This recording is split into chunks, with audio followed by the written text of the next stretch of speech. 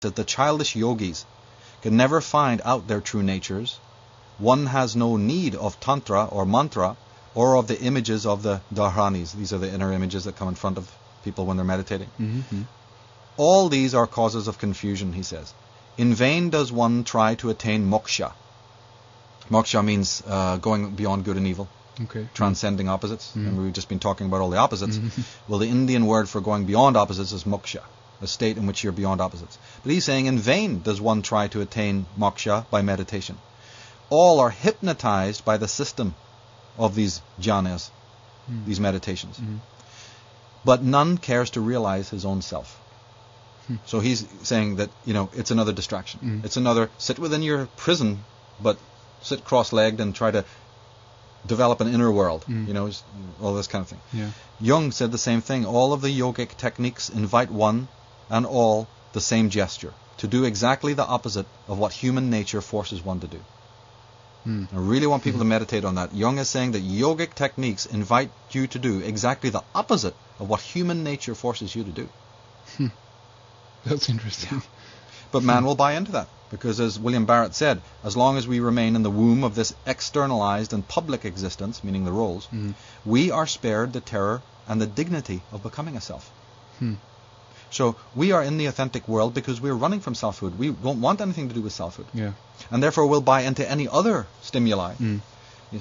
So and these sorcerers, these puppeteers, puppet masters are very much dreaming up new stimuli, because you are a person who's waiting for life to turn you on.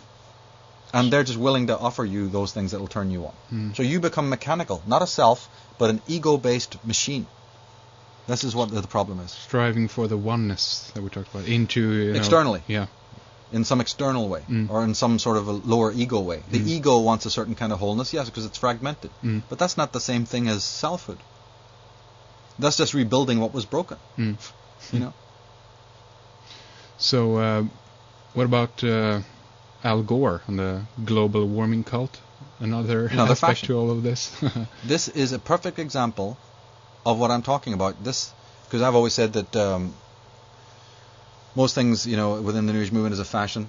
Sort of. I remember in one previous show we were talking about what is not a fashion. Well, here we are knee deep in another fashion, which is highly an act of sorcery. What's going on with this Al Gore thing is a very, very skillful form of sorcery. You have the father figure, that's the head magician, the head Sauron up there, right, waving his little, wand, and showing you how the Earth is in terrible, terrible, upheaval because of global warming. Something's heating up, Yeah. The world external to you is heating up. It's in terrible danger.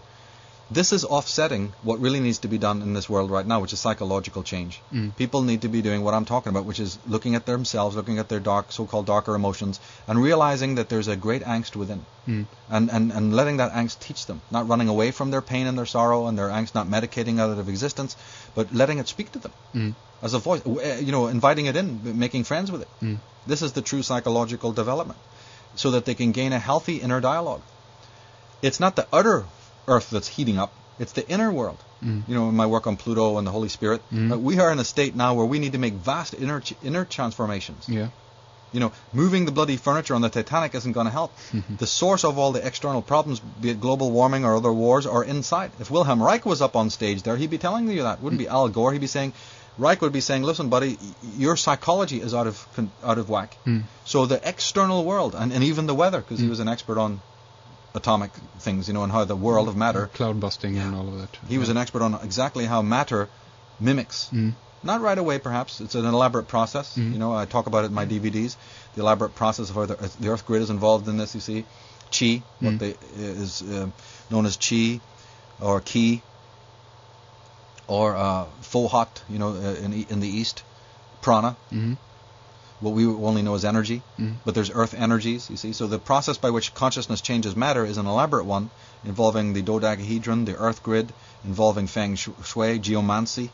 We can't get into all of this right now, but there's an elaborate process in which the world is a bigger brain.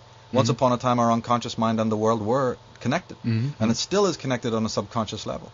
So man's toxicity, man's inner landscape, his inner climate, his inner republic is in total disarray. The storms of violence and the upheavals and the changes that are coming that a lot of people who don't know, haven't done their homework, believe are external in nature are actually internal. There's tidal waves and tsunamis within, in your emotional, moral, landscape. Yeah. So what do the sorcerers do?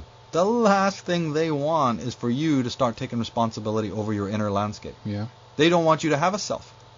They want to keep you outer-directed and have no psychic immunity or psychic sovereignty. So what do? They do this perfect act of psychological inversion in which they project the external problem and they get you all to rally forth, waving your placards and sitting there with these, all ears to hear about the external problem.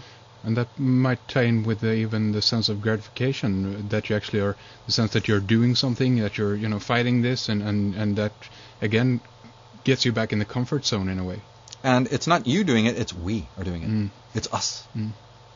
I don't have to do it, it's we. Look, I'm so secure with all these people. We're all facing front, There's Al telling us all about it. We had no clue. And we need Deepak Chopra, and we need Al Gore, and we need to get on this other bandwagon. There's a cult in the form. Yet they're going to tell you that some little, weird voodoo cult down there is all evil, down in the dark places of the world, right? Yeah. Or some little heavy metal, black death metal cult is so evil. Our kids are, terribly indoctrinated, and look where they're all sitting. There they all are, hypnotized by the great Magi, who's telling you that global warming is coming and the Earth is in danger and ecology and all these talismanic words.